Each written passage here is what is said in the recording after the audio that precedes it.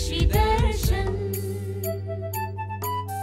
खेत खलिहानों की जहाँ होती बात, उपज और समझ बढ़ाने की करते सब बात। समाचार मिले, उपचार मिले, कृषि से विज्ञान जुड़े तो तकनीकों का ज्ञान मिले। खेतों की तस्वीरों में हरियाली का रंग भरे, किसानों की तकदीरों में खुशहाली का संग रहे। कृषि दर्शन, कृषि दर्शन, कृषि दर्शन, कृषि दर्शन, कृषि दर्शन, कृषि दर्शन, कृषि दर्शन, कृषि दर्शन। जोहार। कृषि दर्शन कार्यक्रम में आप सभी किसान भाई बहनों का मैं नमिता स्वागत करती हूँ। चलिए किसान भाइयों, हम देखते हैं कृषि समाचार और लेते हैं कृषि से जुड़ी तमाम तरह की जानकारी। नमस्कार, कृषि समाचार में आपका स्वागत है। मैं हूं मृदुला। आइए देखते हैं आज कृषि समाचार में क्या है खास। कृषकों को निर्धारित एमआरपी पर रासायनिक उर्वरक खरीदने का निर्देश। बीएयू द्वारा विकसित तिल के उन्नत किस्म से लें बेहतर लाभ। तोरी के बेहतर उत्पादन के लिए लगाएं अनुशंसित प्रभेद पीटी 303। अब समाचार विस्तार से। केंद्र सरकार द्वारा रासायनिक उर्वरकों का प्रति बोरा मूल्य निर्धारित किया गया है। किसान भाई उर्वरक खाद के पैकेट या बोरे पर मुद्रित एमआरपी भारत सरकार द्वारा निर्धारित मूल्य पर ही खरीदें। साथ ही विक्रेता से रसीद अवश्य प्राप्त करें। यदि कोई विक्रेता रसीद उपलब्ध नहीं कराता है या निर्धारित मूल्य से अधिक मूल्य लेता है तो इसकी सूचना तुरंत अपने निकट के प्रखंड कृषि पदाधिकारी या प्रखंड विकास पदाधिकारी को दें, ताकि विक्रेता पर उर्वरक नियंत्रण आदेश 1985 के तहत कार्रवाई की जा सके। बिरसा कृषि विश्वविद्यालय के पौधा प्रजनन विभाग ने खूंटी जिले के मुरहू प्रखंड के 38 आदिवासी किसानों की 20 एकड़ जमीन में तिल फसल की खेती की है। यह कार्य भारतीय कृषि अनुसंधान परिषद की अखिल भारतीय समन्वित तिल और सरगुजा परियोजना जबलपुर के अधीन किया गया है। झारखंड राज्य के अन्य किसान भी बीएयू द्वारा विकसित तिल फसल की उन्नत किस्म कांके सफेद और शेखर की खेती कर अच्छी उपज के साथ ही बेहतर लाभ ले सकते हैं। राज्य के जो किसान मशरूम की खेती करना चाहते हैं वे इसके लिए ऐसे कमरे का चयन करें जहां हमेशा कम तापमान और पर्याप्त नमी बरकरार रहे। इसके लिए कमरे की खिड़कियों को टाट या जूट के पर्दे से ढककर और पानी से भिगोकर रखें। साथ ही कमरे को स्वच्छ रखें। किसान भाई, यदि आप मशरूम की खेती करना चाहते हैं तो कमरा ऐसा हो जिसके अंदर सीधे धूप ना आए। कमरा खुला ना रहे जिससे बाहर की गर्मी अंदर ना आ सके। मशरूम उत्पादन के लिए उत्पादन स्थल की पहली आवश्यक शर्त है कम तापमान और उचित नमी। कमरे के अंदर में तापमान नियंत्रित करने के लिए उनको कमरा ऐसे जगह बनाना चाहिए जहां पर डायरेक्ट धूप ना आए। धूप का कमरे में प्रवेश उचित नहीं है। दूसरी जो बात है कि जितनी भी खिड़कियां हैं उसमें वो टाट के पर्दे या जूट के पर्दे लगा सकते हैं। पर्दों को गीला करके रखने से जो हवा बाहर से आएगी उससे नमी भी आएगी और कमरा भी ठंडा रहेगा। कमरे को ज़्यादा देर खुला ना रखें जिससे बाहर की गर्मी अंदर ना जाए। ऐसे भी कमरे को कीटाणुओं से, जीवाणुओं से मुक्त रखने के लिए भी यह उचित है कि कमरे में पर्याप्त सफाई मेंटेन की जाए और कमरे को ज़्यादातर बंद रखा जाए। तिलहनी फसलों में तोरी की खेती के लिए 7 किलोग्राम बीज प्रति हेक्टेयर की दर से लगाएं। कतार से कतार की दूरी 30 सेंटीमीटर और पौध से पौध की दूरी 10 सेंटीमीटर रखें। अधिकाधिक उत्पादन के लिए झारखंड में अनुशंसित उन्नत प्रभेद लगाएं। ये उन्नत प्रभेद कौन से हैं, आइए इस संबंध में जानते हैं विशेषज्ञ से। तोरी जिसको बोलते हैं, ये सरसों समूह की ही है, लेकिन इसका पौधा थोड़ा सा छोटा होता है और ये सरसों की अपेक्षा कुछ दिन पहले लगता है। जैसे कि मौसम अभी आ ही गया है, सितंबर का सप्ताह है और अक्टूबर में घुस ही गया है, तो हम लोग इसको ले सकते हैं। तो इसके लिए जो उन्नत किस्म है तोरी की वो है पीटी 303 और T9, और एक जो उन्नत किस्म है पंचाली, वो भी यहाँ के लिए बहुत ही उपयुक्त है। किसान भाई, छोटी एवं कम गहरी जड़ों वाली खरपतवारों को समय पर निकालने के लिए ग्रबर नामक कृषि यंत्र का प्रयोग कर सकते हैं। इसकी कार्यक्षमता 15 से 18 डेसिबल प्रतिदिन है। आज की विशेष जानकारी है बैगन फसल में रोग और कीट नियंत्रण के बारे में। बैगन की खेती में पौध लगाने के 25 दिन बाद और 60 दिन बाद 125 किलोग्राम नीम की खल्ली प्रति हेक्टेयर की दर से खेत में डालें और उसे मिट्टी से ढक दें। इससे मिट्टी की उर्वरता भी बढ़ती है और साथ ही फसल में रोग और कीट नहीं लगते हैं। और अब एक नजर राज्य के 5 प्रमुख शहरों के मौसम के मिजाज पर। आज राज्य के 5 प्रमुख नगरों के अधिकतम और न्यूनतम तापमान कुछ इस प्रकार दर्ज किए गए। रांची का अधिकतम तापमान 29 डिग्री सेल्सियस और न्यूनतम 17 डिग्री सेल्सियस। जमशेदपुर का अधिकतम तापमान 32 डिग्री सेल्सियस और न्यूनतम 21 डिग्री सेल्सियस। मेदिनीनगर का अधिकतम तापमान 32 डिग्री सेल्सियस और न्यूनतम 18 डिग्री सेल्सियस। देवघर का अधिकतम तापमान 31 डिग्री सेल्सियस और न्यूनतम 20 डिग्री सेल्सियस और धनबाद का अधिकतम तापमान 31 डिग्री सेल्सियस और न्यूनतम 20 डिग्री सेल्सियस रहा।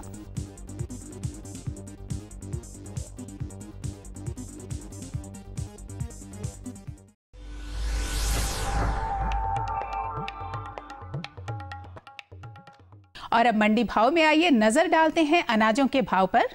आज कृषि उत्पाद बाजार समिति मेदिनीनगर में विभिन्न खाद्यान्नों के थोक भाव कुछ इस प्रकार दर्ज किए गए। चावल मध्यम 2190 रुपए से 2400 रुपए, गेहूं 1990 रुपए से 2470 रुपए, दाल अरहर 10,700 रुपए से 10,900 रुपए, दाल मसूर 8,460 रुपए से 8,700 रुपए, दाल चना 9,210 रुपए से 10,200 रुपए, सरसों तेल 9,980 रुपए से 11,000 रुपए, चीनी 3,820 रुपए से 4,100 रुपए, आलू 1,830 रुपए से 2,000 रुपए और प्याज 1,080 रुपए से 1,200 रुपए प्रति क्विंटल रहा।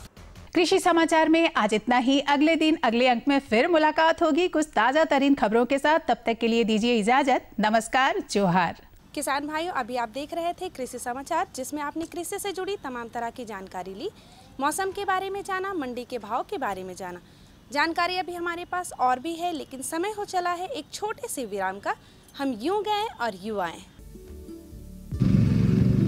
नई तकनीक सभी को अच्छी लगती है।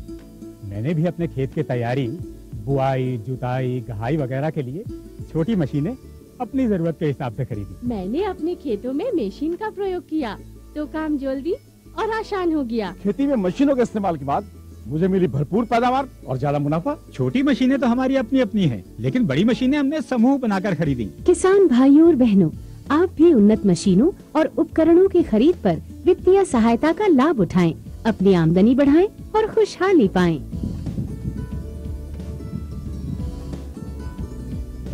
हो गया।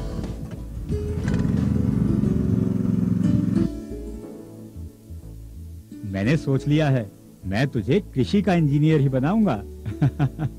नई मशीनें, नए उपकरण आए आपके द्वार, ले लो इनसे अब खूब खुशी और पैदावार। एक छोटे से विराम के बाद आप सभी किसान भाई बहनों का फिर से स्वागत है। आज हम बात करेंगे धनबाद के पूर्वी सिंहभूम के कोचा बाजार निवासी आशीष अधिकारी जी के विषय में। इन्होंने पशुपालन के क्षेत्र में न सिर्फ तरक्की की है, बल्कि दूसरों के लिए एक आदर्श भी स्थापित किया है। आज से 4 साल पहले इन्होंने 5 गायों से शुरुआत की और आज इनके पास 60 से भी अधिक गायें हैं। पशुपालन तो हम सभी करते, लेकिन इन्होंने ऐसी कौन सी तकनीक अपनाई कि 4 साल में 5 से भी बढ़कर 60 से भी अधिक गायें इनके पास हो गई हैं। और इससे भी बड़ी और खुशी की बात यह है कि आज तक इनकी किसी भी गाय की मृत्यु नहीं हुई। तो चलिए किसान भाइयों, हम खुद देखते हैं इनका ये फीचर्स। आज के दौर में महंगाई दिन दुगनी और रात चौगुनी बढ़ती जा रही है। किसानों के पास आमदनी का एक ही जरिया है, खेती, जिससे उनकी ज़रूरतें पूरी नहीं हो पाती। तो ऐसे में प्रश्न उठता है कि किसान ऐसा कौन सा रास्ता अपनाएं जिससे कि उनकी आमदनी में बढ़ोतरी हो सके, उनकी ज़रूरतें पूरी हो सकें। इसका एकमात्र विकल्प है पशुपालन। पशुपालन में गव्य पालन एक बेहतर रोजगार के रूप में सामने आया है। हमारे देश में गव्य पालन आदिकाल से होता चला आ रहा है। श्री कृष्ण का चरवाहा बनकर गायों को चराना वशिष्ठ जी की कामधेनु गाय से कौन परिचित नहीं है। हमारे देश में गाय को माता का दर्जा प्राप्त है। यहाँ गाय की पूजा होती है। गाय का दूध सर्वोत्तम पेय है। स्वास्थ्य को बढ़ाने के लिए इससे बढ़कर अन्य कोई साधन नहीं है। गाय के बलिष्ठ बछड़े खेतों को जोतते हैं। इसके गोबर से खाद का निर्माण होता है जो कि खेतों को उपजाऊ बनाता है। इसके मूत्र से कीटनाशक तथा आयुर्वेदिक चिकित्सा पद्धति में दवाओं का निर्माण होता है। गौवे पालन आज लोगों को संपन्न बना रहा है। ये लोगों के लिए एक लाभकारी व्यवसाय बनता जा रहा है। इससे जुड़कर कई लोगों ने सफलता को प्राप्त किया है। इसी कड़ी में एक नाम है आशीष अधिकारी। झारखंड के जमशेदपुर के शख्स ने गौवे पालन से अपने आप को सफल बनाया है। इन्होंने गौवे पालन की शुरुआत 2012 में मात्र 5 गाय से की थी। नमस्कार, जोहार। बुलंद हौसले कार्यक्रम में आपका स्वागत है। दोस्तों, सफलता अगर चाहिए तो प्रयास करना होगा और प्रयास के लिए इच्छा होनी चाहिए। आज हमारे साथ में है आशीष अधिकारी जी। इन्होंने इच्छा करी, इनको एक मन में आज चाह जगी कि मैं कुछ करूं, अलग करूं। तो इन्होंने पशुपालन को अपनाया, जिसके बारे में इन्होंने लोगों से जाना, समझा और एक छोटा सा प्रयास किया और आज ये एक सफल पशुपालक हैं। तो आज इन्हीं से जानते हैं कि किस तरह से इन्होंने इस पूरे सफ़र को तय किया है, क्या चुनौतियां आई। आशीष जी, आपका हमारे कार्यक्रम में स्वागत है। धन्यवाद। हम जानना चाह रहे हैं कि जो अभी आप डेयरी का काम कर रहे हैं, इसकी शुरुआत जो है वो कब और किन परिस्थिति में हुई? मेरा पिताजी का एक मतलब जिसको थंब रूल बोलते हैं या सोच था, बोलता बेटा 3 चीज़ याद रखना, गो, भूमि और ईश्वर। गो हो गया गौ माता, भूमि हो गया जमीन और ईश्वर हो गया भगवान। बोलता तुम बेटा जैसा सेवा करोगे वैसे ही उसका प्रतिफल मिलेगा, मतलब उससे आपको मिलेगा। तो मैंने इसको देख के अपना जीवन में ठान लिया। मैं तो सर्विस भी करता हूँ Indian steel and work product, जो टाटा स्टील का एक सब्सिडरी कंपनी है। उसके बाद भी मैं समय निकाल के 2012 से इसमें समय दे रहा हूँ। और 2012-13 का एक स्कीम निकला था गवर्नमेंट के तहत 5 गाय के। तो मैंने अपना मिसेस के नाम से वो 5 गाय के स्कीम को लेकर डेयरी फार्म चालू किए हैं। और उसमें बहुत सारा परेशानियाँ आया, मैंने देखा उसको आस्ते आस्ते धीरे धीरे परेशानी को दूर किया है। आशीष अधिकारी को एक गव्य पालक के रूप में स्थापित करने में गव्य विभाग का बहुत बड़ा हाथ है। गव्य विभाग ने न सिर्फ लोन देने में इनको मदद की, बल्कि प्रशिक्षण के माध्यम से गायों के रख रखाव, खान पान आदि की भी जानकारी दी। डेयरी वाला जो गव्य डिपार्टमेंट है वो बोलते हैं किसी को हेल्प नहीं करता, एक बार खाली लोन दे देती है, उसके बाद उसका कुछ खबर नहीं लेता, ना उसको हेल्प करता। मैं आपको बताना चाहता हूँ आपके माध्यम से कि डेयरी डेवलपमेंट है या गव्य डिपार्टमेंट है, हमको बहुत वो लोगों ने हेल्प किए, इंस्पायर किए हर जगह से। और उनके जो डिपार्टमेंट के जो डॉक्टर है उन लोगों ने भी सारा बहुत हमको हेल्प किए हैं हर जगह में, जहाँ जहाँ, क्योंकि मेरे लिए नई थी ये वाला चीज़, नए लाइन में हम आए थे। हमको सारा चीज़ उन लोगों ने बताया कि कैसा करना है, गाय का रख रखाव कैसा है। हमको काफ़ी ट्रेनिंग करवाया, जमशेदपुर में भी, रांची में भी मैंने ट्रेनिंग की है। जब इन्होंने गव्य पालन की शुरुआत की तब इनके परिवार के लोगों ने आपत्ति जताई, परंतु इन्होंने अपने मन की बात सुनी और अपने इस व्यवसाय को आगे बढ़ाया। मेरे मतलब जो भाई लोगों है या मेरे फैमिली के हैं या मेरे रिलेटिव है, उन लोग बोले कि आप एक ब्राह्मण परिवार के हैं और आमतौर पर बंगाली लोग में घोष जो क्वालिटी होता है जिसको ग्वाला बोलते हैं, उन लोगों ने ये बिजनेस में जाते हैं। तो हमको बोला है कि क्या बात है कि आप इसको छोड़ के ऐसा है थोड़ा। तो मैं कास्टिज्म को नहीं समझता हूँ, मैं उससे ऊपर उठ के कुछ काम करना चाहता हूँ। यही मेरा सोच था जिसके चलते हम यहाँ तक बढ़े हैं। कभी भी मैं कास्टिज्म को इसमें आने नहीं दिया। शुरुआती दौर में इन्हें बहुत सी कठिनाइयों का सामना करना पड़ा। जंगली इलाका होने के कारण इनके सहयोगी भाग जाते, ट्रांसफार्मर नहीं होने की वजह से बिजली की दिक्कत थी, पानी की समस्या थी। इन सब के बावजूद इन्होंने समस्याओं के आगे घुटने नहीं टेके और धीरे धीरे इन सब का समाधान किया। शुरुआत में दिक्कत तो यहाँ ये देखिए, एक छोटा सा जगह था जिसको हमने लीज में लिया है 20 साल के लिए 2013 में, और हमने स्कीम के तहत यहाँ काम करना शुरू किया 5 गाय से। तो ये जंगल था, जंगल में आके बसना बहुत ही डिफ़िकल्ट है। 5 गाय से हम 10 गाय किए। वहाँ पर बिहार से जो मिलकर उसको लाते थे, और जंगल का बीच में, क्योंकि तब हम पावर भी यहाँ नहीं लाए थे, ट्रांसफार्मर नहीं था, पानी का बोरिंग नहीं था, बहुत दिक्कत हुई थी। और जंगल था पूरा, यहाँ जंगली जानवर का भी ये था। तो जब वो लोग रात को आते थे यहाँ पर, हम उसको लाते थे। यहाँ टेंट नुमा हम लोगों ने बनाया था, जैसा मिलिट्री लोगों ने यहाँ कहीं टेंट लगाते हैं, उस टेंट का ऐसा करके मैंने 10-12 गाय को यहाँ रखे थे और उसको करते थे। उसका दूध हम लोगों नियर बाई सब जगह में हम लोग बेचते थे। तो जब हम लोगों ने देखा उसको, तो रात को उसको सुबह हम लेके आते थे, वो बिहार से आते थे, बस स्टैंड से लेके यहाँ आते थे, खिला पिला के हम उसके साथ रहते थे। रात भर जो वो रहता था, सुबह वो अपना बोरिया बिस्तरा लेके रेडी रहता था कि हम नहीं रहेंगे, चल जाएंगे। बोला भाई क्या हुआ? बोला जान रहेगा ना तो हम कहीं भी कमा के खा लेगा। वही अपना भाषा में वो बोलते थे और चल जाता था। तो बहुत दिक्कत हुआ इसको किसी को सेटल करने के लिए।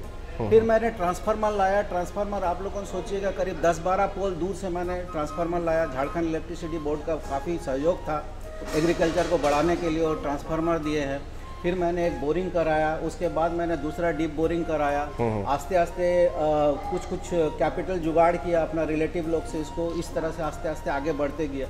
साफ सफाई गव्य पालन का अहम हिस्सा होता है। इसके बिना कोई भी गव्य पालक सफल नहीं हो सकता। आशीष अधिकारी अपने फार्म में साफ सफाई का विशेष ध्यान देते हैं ताकि गायों को किसी तरह का संक्रमण न हो सके। पशुपालन जो है वो काफ़ी मेहनत का है और काफ़ी तकनीक का भी काम है। अब हम जो है आपके अभी फार्म पे देख रहे हैं कि आपने जो है गायों के नस्ल में भी बहुत ध्यान दिया है, साथ ही इसके रखने के तरीके में भी। क्या कुछ अलग रहा आपका और कहाँ से आपने जो टेक्नोलॉजी है वो अडॉप्ट करी? देखिए, मैं एक चीज़ सीखा हूँ इसमें, अगर आपको पशुपालक बनना है और सफल पशुपालक बनना है तो आपको एक चीज़ तो करना है, साफ सफाई में ध्यान देना है। हम देखिए इसमें जितना भी नाद देख रहे हैं, हफ्ता में एक बार हम ब्लीचिंग से पूरा धोते हैं, पूरा धो के उसमें पानी मार के निकाल के, और हफ्ता में एक रोज फ्लोर को भी ब्लीचिंग से। नाद को धोने से क्या फायदा? नाद को धोने से नाद का अंदर में क्या होता है, जब वो खाना वो देता है ना, कुछ खाना वो छूट जाता है। छूट जाने से उसमें कीड़ा और बैक्टीरिया फॉर्म हो जाता है। तो हम लोग का यहाँ का नियम है कि नाद को आके हम हर दिन आके सूंघते हैं। अगर उसमें खट्टा कोई बास आया तो हम तुरंत उसको बोलते हैं। हर लाइन सबको हम दे दिए हैं कि इतना जन है, आपको ये लाइन देखना है। अगर उसमें कोई गंदगी मिलता है और कोई ये मिलता है तो उसका जिम्मेवारी आप, यानी सफाई से कोई समझौता नहीं करते। और हर लाइन में हम मिल्किंग को दे दिए हैं, मिलकर लोग को जो दूध देने वाला, कि आपको इतना गाय दिया है, आपका मैं सब बात मानूंगा। 2 बात से मैं आपसे कभी भी समझौता नहीं करूंगा। एक है कि आपका कोई भी मेरा गाय बीमार नहीं होना चाहिए। अगर उसका हेल्थ पर कुछ असर पड़ता है तो आप लोग का मैं सैलरी से काटूंगा, या तो फिर आप लोग को ये सोचना होगा। आशीष अधिकारी हर हाल में दूध के उत्पादन को बरकरार रखते हैं। अगर कोई गाय गाभिन हो जाती है तो वो उसकी देखभाल की व्यवस्था अलग से करते हैं तथा उसके बदले में दूसरी गाय ले आते हैं। इससे दूध के उत्पादन में कोई फर्क नहीं पड़ता। कि आपका मिल्क कमती नहीं होना चाहिए, जो प्रोडक्शन आता है उसको रेगुलरिटी होना चाहिए। तो ये कैसे मेंटेन करते हैं? ये मेंटेन हम करते हैं, जैसे मान लीजिए गाय जब आस्ते आस्ते वो गाभिन हो जाती है या दूध देना कम करते हैं, उसका जगह हम नया गाय रिप्लेस करते हैं। उसको बेचते नहीं है, उसको फिर दूसरा लाइन में लेके जाते हैं, जिसको आप लोगों नाठा बोलते हैं, उस लाइन में लेके जाते हैं। तो उसका हमेशा जो प्रोडक्टिविटी है, प्रोडक्शन है, वो बरकरार रहता है और उससे समझौता नहीं करते, क्योंकि हम लोगों उसी का हिसाब से जितना वो यील्ड करता है, प्रोडक्शन करता है, उसी का हिसाब से उसका दाना सेट करते हैं। तो उस हिसाब से हम लोग को प्रोडक्शन मिलता है। गाय के दूध का उत्पादन उसके आहार पर निर्भर करता है। गाय को जितना शुद्ध आहार मिलेगा वो उतना ही अच्छा दूध देगी। तो गायों को शुद्ध आहार मिले, इसके लिए आशीष अधिकारी परंपरागत तरीके का प्रयोग करते हैं। इससे न सिर्फ दूध का उत्पादन बढ़ता है बल्कि गाय भी स्वस्थ रहती है। फीड एक बहुत बड़ा चीज़ है। अगर हम देखे हैं, एक पिलेट फीड मिलता है जो कि पशु आहार बोलता है। मैंने उसको ट्राई करके देखा तो मुझे अच्छा नहीं लगा। इसका मतलब क्या, मैंने बोला कि फीड का कॉस्ट है 18 रुपया, और आज जो सबसे सस्ता फीड है मकई है, उसका दाम 18 रुपये। तो उसमें वो क्या मिला था कि इतना सस्ता फीड देता है। और उस फीड को मैंने खिला के देखा है कि जानवर का जो गोबर निकलता है ना, तो उसमें एक अलग किस्म का स्मेल आता है, गंध आ रहा है। हाँ। तो हम क्या किए हैं, जो हम लोग के परंपरा फीड है, जैसा मान लीजिए चना के दारा है, सरसों खली है, तीसी खली है, गुड़ का बेसन है, गुड़ है, बेसन है, ये सब हम लोग को खिलाते हैं। और चोकर है, इस तरह खिलाते हैं। जो हम लोग का पारंपरिक आहार है, मिक्स आहार है, और आगे जो खिलाते थे गाय को, उस तरह से हम खिलाते हैं। गायों को किसी तरह की समस्या ना हो, इसके लिए भी ये सदैव तत्पर रहते हैं। जरूरत पड़ने पर आधी रात को भी डॉक्टर से फोन पर बात कर दवा की व्यवस्था करते हैं। इतना ही नहीं, ये हर हफ्ते गायों की डॉक्टर से जांच करवाते हैं। यही वजह है कि इनकी गायें स्वस्थ रहती हैं। कोई किसी का तकलीफ है कि नहीं, अगर ऐसा होता है तो अगर मैं घर में भी रहता हूं तो इन लोगों ने फ़ोन करके बताता है, तो मेरा मेडिसिन का यहाँ सारा इंतजाम है। तो मैं बोल देता हूँ ये मेडिसिन देना है, डॉक्टर से कंसल्ट कर लेता हूँ उससे फ़ोन पर ये मेडिसिन, क्योंकि जब रात को नहीं आ पाते हैं, 2 बजे 1 बजे, ये ऐसा समय में है।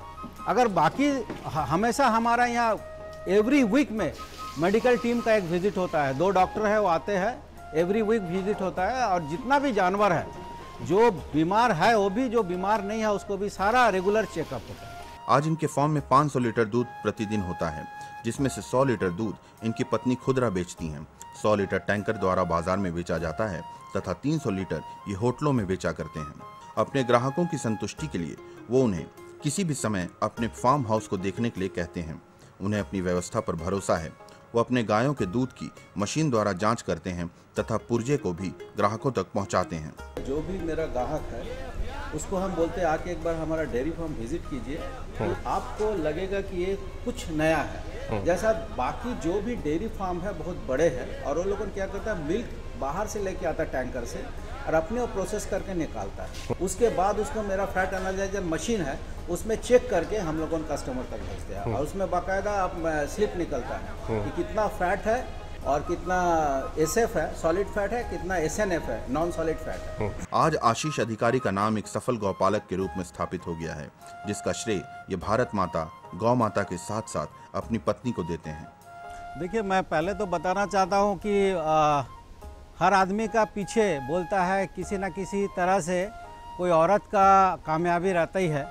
तो यहाँ औरत बोलिए, महिला बोलिए या माँ बोलिए, मेरी माँ की इसमें बहुत बड़ा योगदान है, भारत माता का योगदान है, गौ माता का योगदान है और आफ्टर ऑल मेरा जो पत्नी है उसका तो योगदान है ही है, 100% योगदान है। जैसा घर का मैंने सबको ये करता है कि घर का जो होता राशन पानी लाना, सब्जी लाना, हमको कभी सोचना नहीं पड़ा। इन सब में इनकी पत्नी भी इनका बढ़ चढ़कर सहयोग करती हैं। वो तो अपना काम को बहुत अच्छी तरह से संभालते हैं और दूसरों को भी थोड़ा सहायता भी करते हैं, लेकिन वो ऐसा हम जब से देखे हैं ये सब काम बिना वो रहने ही नहीं सकेंगे। खाली जो जॉब करेगा वो ऐसा नहीं होगा। आशीष अधिकारी अपने काम के प्रति काफी समर्पित हैं, चाहे वो साफ सफाई की बात हो या गायों के खाने पीने की या फिर दवा के प्रबंधन की।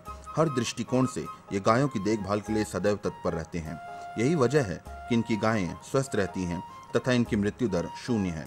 आज ये अपने इसी तत्परता की वजह से एक सफल गौपालक बन गए हैं। और आशीष जी आज इस मुकाम पर पहुँचे हैं, इसके पीछे बहुत बड़ा आप बोल सकते हैं कि सफलता का राज मैं बताऊं, जो कि दूसरे आने वाले झारखंड के जो पशुपालक हैं, गौपालक हैं, उनके लिए ये आदर्श होगा। सबसे पहले आशीष जी एक ऐसे व्यक्ति हैं जो कि वो अपने निरीक्षण में पशुओं का देखभाल करते हैं। सुबह शाम वो खुद मौजूद रहते हैं। सभी जानवर, जो भी गाय है वो खाना खाई कि नहीं, उसका साफ सफाई कैसे हुआ, अगर किसी भी तरह का वहाँ पर गंदगी है तो मैंने देखा है कि वो तुरंत साफ़ करवाते हैं। और जैसे कि इन्होंने बताया कि आज तक इनके डेयरी फार्म में एक भी जानवर की मृत्यु नहीं हुई। इसके पीछे एक राज ये है कि ये समय के रहते पशुओं में टीकाकरण का जो शेड्यूल है उसको करवाते हैं। इसके अलावा जब भी जो डिवार्मिंग का, जो कीड़ा का दवा कब देना है, पशुओं में संतुलित आहार क्या क्या देना है, कब कब देना है, पशुओं के अवस्था के अनुसार, जैसे कि जो दूध दे रही है उस दूध के मात्रा के अनुसार कितना उसको दाना देना चाहिए, हरा चारा देना चाहिए, इनको पता है और इनको बताया गया है। उसके अनुसार ये अपने फार्म में उसको मुहैया कराते हैं, जिसके चलते इनके जानवर स्वस्थ रहते हैं। आने वाले दिनों में आशीष अधिकारी 500 देसी गायों की मॉडर्न डेयरी बनाना चाहते हैं। इसके साथ साथ वो जैविक खेती, मछली पालन तथा बकरी पालन भी करना चाहते हैं। वो कृषि को हम लोग को क्या करना है, अभी का जनरेशन का जो लड़का है ना, वो लोग को जोड़ना है और इसको और आगे बढ़ाना है और उसमें और साइंटिफिक ये लाना है। उसको जो पद्धति है उसको चेंज करना है, इसको लाना है, इंटरेस्ट लाना है। आगे क्या होता था, गांव से शहर के और पलायन होता था। अभी हमको लगता है वो समय आ गया है हम लोग को सोचने का कि शहर से अब गांव की तरफ हम लोग रुख करें। इस तरह आशीष अधिकारी ने न सिर्फ अपने जीवन में बल्कि समाज में भी एक मुकाम हासिल किया है। इनकी कड़ी मेहनत और मजबूत इरादों ने इन्हें एक सफल गौपालक के रूप में स्थापित कर दिया है। इनकी घर की आर्थिक स्थिति में भारी परिवर्तन हुआ है तथा इनका परिवार पहले से बहुत सुखी हुआ है। लोगों को शुद्ध दूध देने की वजह से उस क्षेत्र में इनकी बहुत प्रशंसा भी होती है। देखा किसान भाइयों, छोटी सी मेहनत और छोटा सा शौक कैसे जीवन को बदल देता है। आज 5 गायों की शुरुआत क्या हुआ, इनका ये लक्ष्य इनको एक ऐसा मार्ग दे रहा है जिसमें ये ना सिर्फ सफल ही है बल्कि अपनी एक अलग पहचान भी बना रहे हैं। इनके इस कार्य में इनकी पत्नी का भरपूर सहयोग रहा है। आपने देखा ना कि इन्होंने फार्म भी खोल रखा है। गाय से उत्पादित दूध और गोबर से बने खाद का इन्होंने खेती बाड़ी में कैसा उपयोग किया। किसान भाइयों, जानकारी सच में छोटी होती है लेकिन हमारे जीवन में ये बहुत ही महत्वपूर्ण होती है। चलिए, अब हमारा समय हो चला है आपसे विदा लेने का, लेकिन विदा लेने से पहले मैं आपको ये जरूर कहूँगी कि कृषि से जुड़ी किसी भी तरह की समस्या, तकनीकी से जानकारी अगर लेनी है या सुझाव देना है तो हमें हमारे इस पते पर जरूर लिखें। हमारा पता है कार्यक्रम कृषि दर्शन, कृषि प्रकोष्ठ द्वारा केंद्र निर्देशक, दूरदर्शन केंद्र, रातू रोड, रांची। पिन संख्या 834001। जोहार।